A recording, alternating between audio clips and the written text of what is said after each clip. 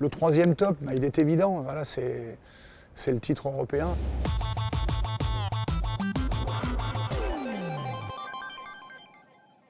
C'est l'aboutissement avec cette équipe-là, voilà, qui depuis tant d'années s'était investie pour gagner. Il y a eu plein d'étapes en plus dans le championnat d'Europe.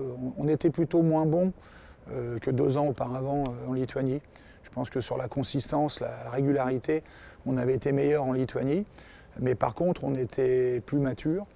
Et même les matchs qu'on a perdus, parfois c'était plus parce que d'abord ils n'étaient pas très importants, comme celui contre la Serbie, mais les joueurs avaient un focus terrible sur le mode de compétition et à partir d'écart, on a eu une montée en puissance incroyable et puis on était porté par un leader qui était au sommet de son art, Tony.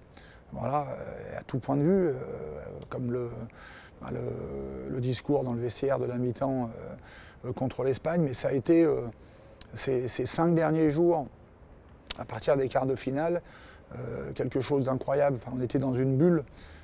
J'avais vraiment fait une comparaison en 2011, quand on a battu les Russes en demi-finale.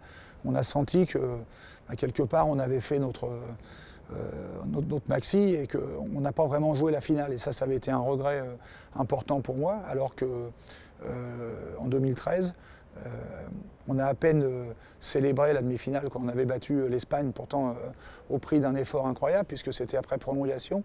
Mais très vite, la joie est retombée dans le vestiaire, et pour ne plus penser qu'à battre la Lituanie 2 jours après.